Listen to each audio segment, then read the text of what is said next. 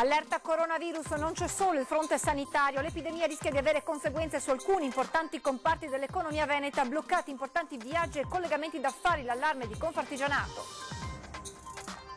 L'Istat diffonde i dati definitivi del PIL italiano, il nord-est si conferma trainante per l'economia nazionale con un più 1,4%, miglior risultato nazionale.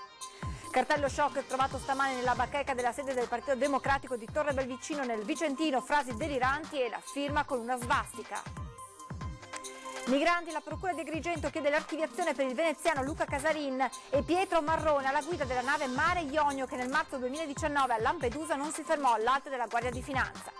A Belluno la prima uscita nazionale dei Big per le Olimpiadi invernali 2026, inaugurata la sede di Luis Business School, la presidente di Confindustria Bertone, senza infrastrutture non c'è futuro per il territorio. Momenti di tensione stamane in tribunale a Treviso, avvocato perde la testa e si scaglia contro un giudice e contro i carabinieri che cercavano di fermarlo. Cimice asiatica, grande mobilitazione domani all'apertura della fiera agricola a Verona, la piazza sarà invasa dai trattori, oltre 600 solo dalla Marca.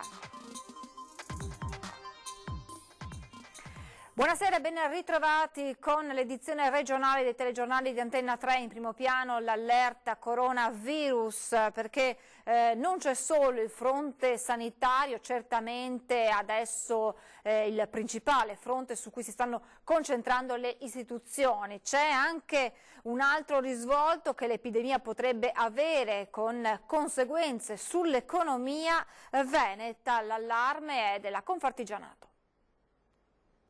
Fa paura questa epidemia di cui si conosce ancora troppo poco, ma le vittime in Cina salgono e in Veneto l'unità di crisi è stata aperta, ospedali e ULSS allertate con vertici e riunioni per decidere come attivarsi in caso di pazienti sospetti. Ma l'allarme coronavirus ha aperto un altro scenario, il rischio di paralisi di alcuni comparti dell'economia veneta e trevigiana. Il turismo sarebbe il comparto, per esempio, di tutta la metalmeccanica in uscita, dei settori anche del sistema moda, perché anche noi abbiamo sul lusso abbiamo tante aziende che hanno come clienti quel sistema, e poi è evidente che non è un problema che riguarda la Cina, ma a macchia si espande anche sui paesi attorno e quindi il problema è molto esteso. Una brusca frenata che a lungo rischia di causare gravi danni all'economia in un territorio come il nostro, da un lato vocato al turismo, dall'altro all'esportazione. Non solo, ma tante persone che viaggiano in quelle zone per affari ora sono costrette a rimanere a casa. I collegamenti per ora sono interrotti o ridotti al lumicino. È un doppio danno per noi, è un problema di mobilità di merci, ma è un problema di mobilità di persone, oltre naturalmente a tutte quelle persone che devono andare in giro per lavoro o che sono in giro per lavoro, perché noi esportiamo macchinari, impianti per esempio, e però questi hanno bisogno dell'assistenza, manutenzione e quant'altro. Sarebbe opportuno, spiega Sartor, che vengano chiarite al più presto le dinamiche di questa grave epidemia. Per ora commercianti ed imprenditori sono in allerta, nessun movimento, in attesa di capire qualcosa in più. L'economia non viene da tanti anni buoni, un paio d'anni, non è ancora così strutturalmente forte da superare un'altra crisi, e auguriamoci che questi meccanismi possano essere quantomeno chiariti al più presto e l'economia riprenda. Intanto, come detto ieri sera nei nostri telegiornali, la città di Padova è stata designata punto di riferimento della task force sanitaria in caso di emergenze e il consigliere regionale Boron chiede maggiori controlli anche nei punti di arrivo delle merci. La preoccupazione cresce di giorno in giorno, come il numero dei morti saliti a 106 e dei contagiati oltre 4.000 dal coronavirus. Il Veneto non abbassa la guardia dopo l'annuncio di una task force per seguire l'evoluzione del virus e l'attivazione del centro di riferimento in caso di emergenze presso l'azienda ospedaliera di Padova. Il presidente del Veneto Luca Zaia annuncia un nuovo punto stampa per lunedì per dare indicazioni.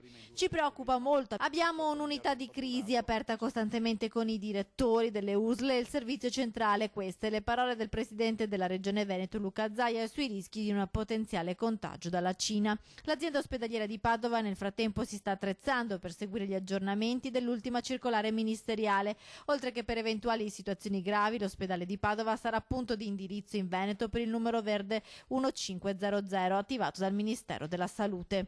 Padova è una centrale ovviamente su quello che riguarda lo studio e la possibilità di capirne gli effetti di questo virus. Io dico bisogna stare attenti. Non è una cosa semplice, tenendo presente oltretutto che in città Padova abbiamo anche un grande interporto dove arrivano tantissime merci e molte di derivazione cinese. Questo virus viaggia attraverso animali e attraverso persone e il fatto che le merci arrivino a Padova può essere un rischio in più. Il consigliere regionale padovano Fabrizio Boroni invita anche ad un controllo in luoghi come l'Interporto e Cena Ingros, dove arrivano merci da tutto il mondo. I dati che ci arrivano dalla Cina sono inquietanti, ha rivelato ancora Luca Zaia. Noi oggi stiamo affrontando una pandemia, ma la regione, conferma Boronna, è pronta a tutto. Le direttive partono dal Ministero, poi c'è l'Organizzazione Mondiale della Sanità che insomma sta controllando tutto, però partono dal Ministero, arrivano a Padova perché abbiamo la sede dell'Istituto Zooprofilattico che è la parte più consona e più diretta nello studio delle malattie ovviamente di trasmissione virali. Abbiamo anche una grande università, quindi abbiamo studiosi, abbiamo un grande ospedale, abbiamo grandi ricercatori che sul tema possono ovviamente dare il loro massimo contributo. Intanto tra la gente non c'è ancora una vera e propria preoccupazione, ma l'attenzione rimane alta. Beh, più che preoccupato, sono preoccupato del fatto se ci danno i dati corretti oppure un po' ammorbiditi. Penso che sia più una specie di preoccupazione non tanto fondata. Tutti si preoccupano, non c'è niente da fare, niente. E chi che ha tossetei ancora di più, mio no, nessuno, dunque comore mi non c'è nessuno. L'Italia si è abbastanza premunita, siamo tendenzialmente tranquilli, però voglio dire, ognuno pensa per se stesso, diciamo così. Normale, vita normale per il momento. Penso che tutti siano preoccupati.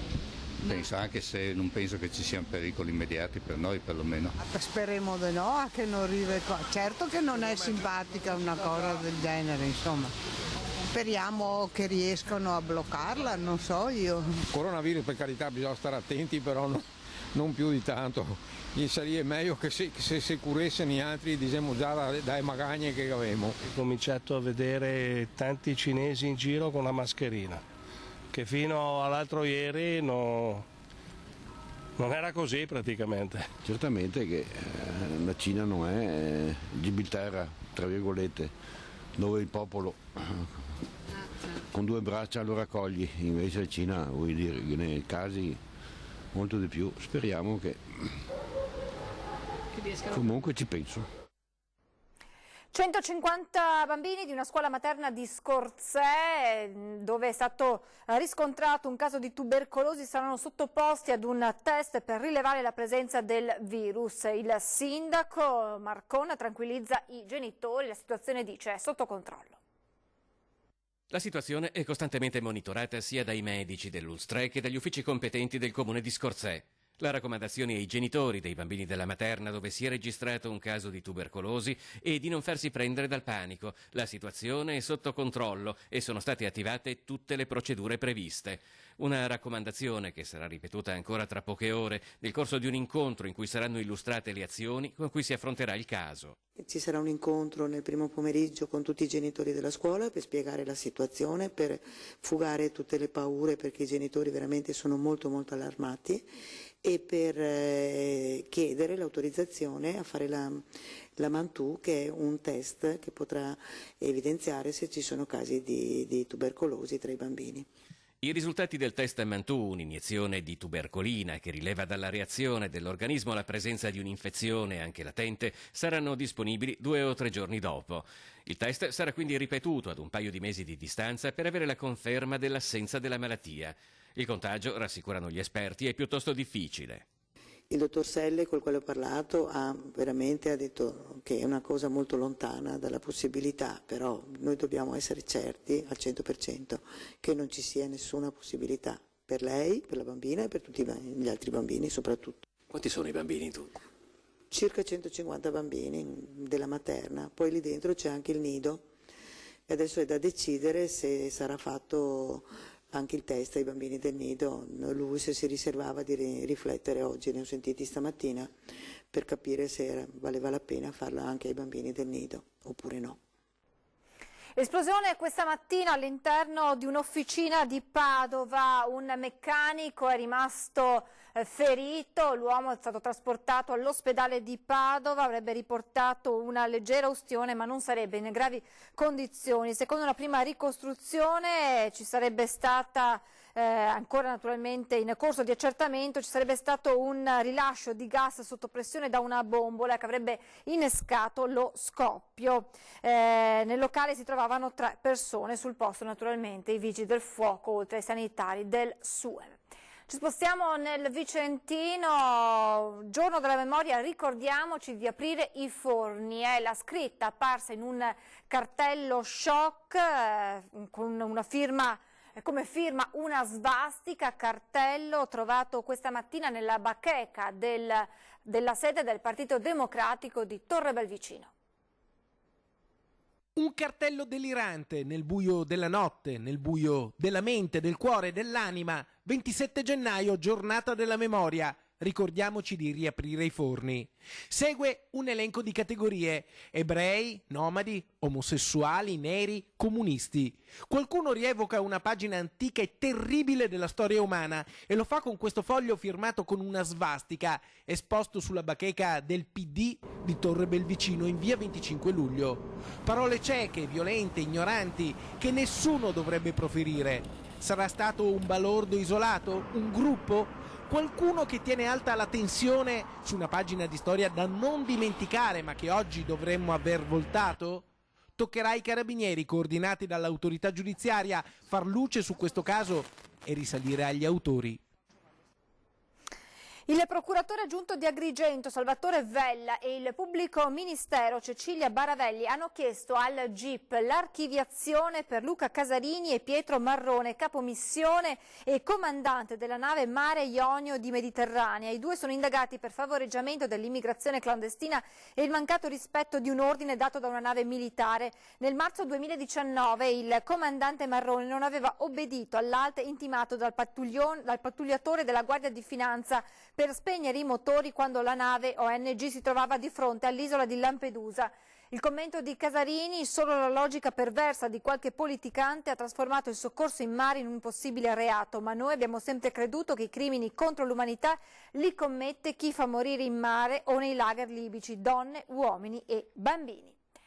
Cambiamo argomento, parliamo di economia con i dati dell'Istat che ha diffuso i dati appunto definitivi sul PIL italiano. Il Nord-Est si conferma trainante per l'economia nazionale con un più 1,4% rispetto al 2018, miglior risultato nazionale. L'economia di Veneto, Friuli, Venezia Giulia e Trentino Alto Adige resta quindi al top del paese grazie ai dati positivi del settore industria, costruzioni e agricoltura.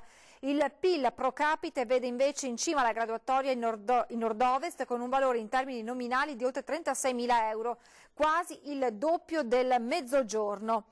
Le famiglie residenti nel nord-ovest dispongono del livello di reddito per abitante più elevato, poco sopra il nord-est.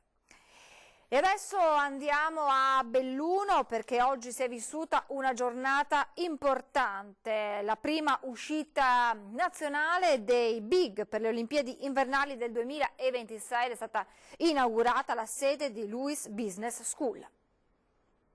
Una giornata olimpica per Belluno, capoluogo delle Dolomiti, UNESCO Patrimonio dell'Umanità, futura sede dei Mondiali di sci 2021 e naturalmente delle Olimpiadi 2026, il primo grande evento nazionale proprio qui organizzato da Confindustria Belluno Dolomiti che in occasione della sua assemblea generale ha riunito i numeri 1 della imprenditoria, dello sport e della politica nazionale. In mattinata l'inaugurazione del Lab della Luis Business School, un polo, un centro di alta formazione a servizio del territorio e quindi delle imprese e dei giovani. Vi facciamo vedere i contributi del presidente della Luis Business School Luigi Abete, del presidente della Regione del Veneto Luca Zaia e del presidente del CONI Giovanni Malagò. Avere sul proprio territorio una capacità di formazione qualificata, riconosciuta a livello internazionale come è la Luis Business School, è un valore aggiunto per tutti. va nella direzione di pensare al futuro con positività. Abbiamo i mondiali di sci, abbiamo le Olimpiadi, saranno miliardi di euro di giro d'affari, ma saranno anche collegamenti intervallivi. È la business school della LUISS e molto altro ancora. Insomma, Belluno esce da questo medioevo e guarda il Rinascimento. La politica è stata indispensabile, è stata fondamentale di supporto, però diciamo, la parte legata poi all'aggiudicazione insomma, è stata fatta da chi sa di che cosa parliamo. Questo forse potrebbe anche essere diciamo, un qualche cosa che può aiutare a ragionare in futuro, visto anche i discorsi che sono fatti oggi sul distretto, sull'università. E come dicevo poc'anzi, il clou in Teatro Comunale per l'Assemblea Generale di Confindustria incentrata sul tema dei giochi di squadra, cui faceva riferimento proprio il Presidente Malagò. A fare gli onori di casa la Presidente Lorraine Bertone, che è stata molto severa nel suo intervento a richiamare la necessità di tutti nel fare squadra, soprattutto per riuscire a sopperire alla mancanza di infrastrutture. Insomma, senza infrastrutture non ci potranno essere le Olimpiadi 2026, ma non ci potrà neppure essere un futuro dopo. Evidentemente una condizione condivisa anche del Presidente nazionale di Confindustria Boccia. L'idea della coesione, di ridurre i divari tra territori, di collegarli attraverso le infrastrutture che sono e dovrebbero essere una delle grandi priorità della politica, ma anche attraverso la cultura. Sappiamo benissimo che senza queste infrastrutture il territorio non potrà farcela, a prescindere dalle Olimpiadi. È un motivo in più per portare tutte le infrastrutture nei prossimi anni, ma dobbiamo guardare oltre, dopo le Olimpiadi. Questo è quello che si gioca su questo territorio nei prossimi anni. Non può più essere un parco giochi o una riserva indiana, lo diciamo, lo ripetiamo, anche perché abbiamo spazi immensi su cui costruire e creare il nostro futuro, il turismo, le imprese. Abbiamo tantissimo per poter crescere, per poter trattenere i nostri giovani. Da Belluno perciò è partita questa sfida per il territorio, per la sua crescita, per le imprese, con resilienza, continuando ad elaborare in modo creativo come le piccole, medie e le grandi industrie bellunesi insegnano a fare. È il momento di fermarci per qualche istante di pubblicità, tra poco.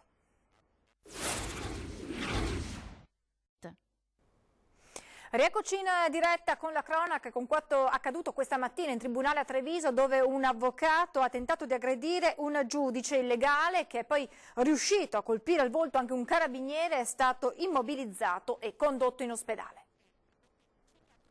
Prima ha tentato di aggredire in udienza il giudice, poi ha schiaffeggiato il carabiniere intervenuto per calmarlo. Tensione in tribunale a Treviso, dove un avvocato di 49 anni di Bassano del Grappa ha dato in escandescenze. L'avvocato si è scagliato contro il giudice della prima sezione civile Alberto Barbazza, ma agenti della polizia giudiziaria e un carabiniere sono riusciti a intervenire in tempo allontanando il legale dall'aula.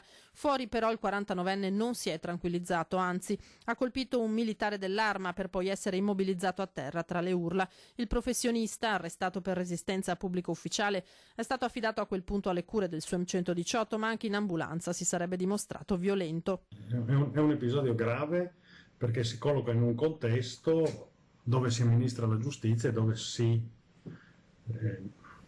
pretenderebbe che tutti si comportino secondo educazione e rispetto. Mi pare dalle prime informazioni che sia da ricollegare a uno stato della persona non del tutto sano, ecco. Ricoverato in psichiatria, l'avvocato, che afferma di essere gravemente malato, è stato sottoposto a un trattamento sanitario obbligatorio. Il presidente del tribunale Fabbro esclude che l'ira del legale sia stata causata dal rinvio dell'udienza per la quale il 49enne si era presentato a Palazzo di Giustizia. Lo escludo nel senso che è pacificamente escluso, cioè l'episodio è totalmente avulso dall'amministrazione della giustizia.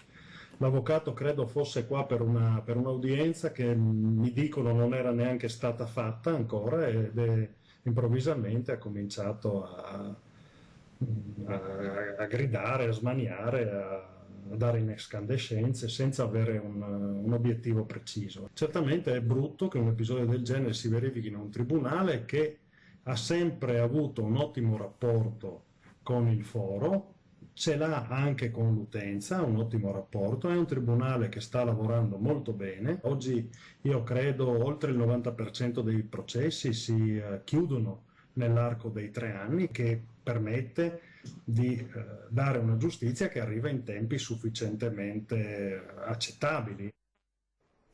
A Padova continua la caccia all'uomo per dare un volto al maniaco che ha terrorizzato 6 donne in Prato della Valle.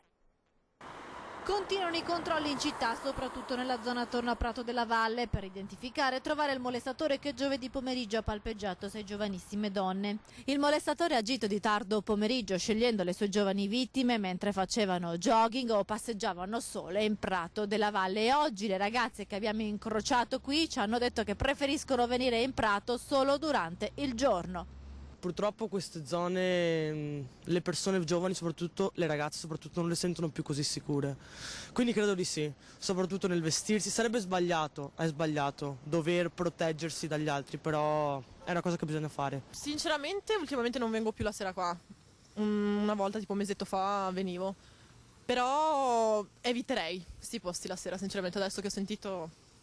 Ho un po' paura, sì. Secondo me più che altro la sera bisogna stare un po' più attenti, ma di giorno comunque c'è abbastanza movimento, penso, comunque è abbastanza tranquillo. Mi fa strano che alle 5:30, ok che fa già buio, però è comunque abbastanza presto, mi dà fastidio, nel senso, però non mi sento proprio...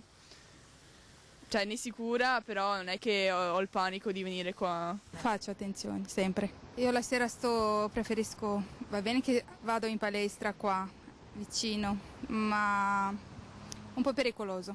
Quindi lo eviti Prato? Non è che evito.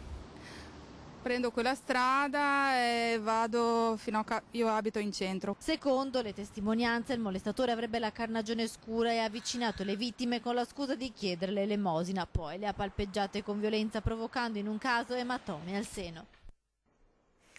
Parliamo ora dell'allarme cimice asiatica, grande mobilitazione domani all'apertura di Fiera Agricola a Verona, la piazza sarà invasa dai trattori, oltre 600 gli imprenditori agricoli che partiranno dalla Marca Trevigiana. Trattori in piazza contro la strage nei campi. Inizierà la mattina la manifestazione di protesta degli agricoltori italiani contro l'invasione di insetti killer. L'appuntamento è per le 9:30 in occasione dell'apertura della Fiera Agricola e dalla Marca saranno oltre 600 gli imprenditori agricoli che raggiungeranno Verona per chiedere un piano straordinario e la calamità. L'emergenza ormai che vige da diversi anni in Italia della cimice è diventata un punto di non ritorno, nel senso che dobbiamo assolutamente agire e che venga autorizzata al più presto questa Vespa Samurai, che è l'unico antidoto che abbiamo oggi per sconfiggere questa piaga che sta colpendo da anni i nostri frutteti. Non solo, ma i 95 sindaci della Marca, il presidente della provincia, il prefetto di Treviso, Coldiretti ha lanciato l'allarme proponendo di deliberare e appoggiare urgentemente il proprio piano straordinario di lotta alla cimice asiatica. La diffusione ormai interessa tutto il territorio nazionale, sebbene i danni a oggi siano particolarmente rilevanti nelle aree ortofrutticole della pianura padana. In Veneto si stimano danni per 163 milioni di euro distribuiti su 7.685 produttori. Quella di Verona sarà la prima mobilitazione degli agricoltori italiani contro l'invasione di insetti alieni portata in Italia dai cambiamenti climatici e dai ritardi nella prevenzione e nei controlli dell'Unione Europea. Ci attendiamo un decisionismo, una presa di posizione, un'accelerazione di questo iter di autorizzazione che non ha, controindicazioni a nostro avviso, perciò dobbiamo assolutamente accelerare il tutto. Vi ricordo l'appuntamento con 20:10 in studio questa sera il vice sindaco di Treviso nonché assessore al commercio e attività produttive Andrea De Checchi. Per questa edizione è davvero tutto, vi lascio come sempre le previsioni del tempo, grazie per averci seguito e buona serata.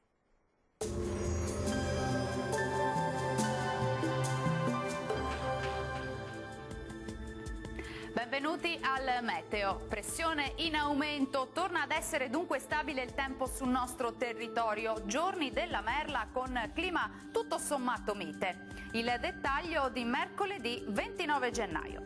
Sul Veneto ampio soleggiamento, cielo in prevalenza sereno o al massimo poco nuvoloso, con probabili foschie o locali nebbie in pianura nelle ore più fredde della giornata.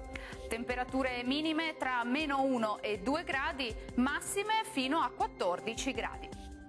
Bel tempo anche sul Friuli Venezia Giulia, sarà soleggiato infatti con cielo poco nuvoloso. Saranno possibili solamente locali addensamenti, ma del tutto innocui.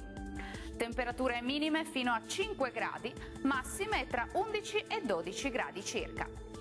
Uno sguardo infine al Trentino Alto Adige, sole prevalente su tutti i settori con al massimo poche nubi a carattere sparso. Temperature minime intorno a -1 grado, massime tra 9 e 10 gradi.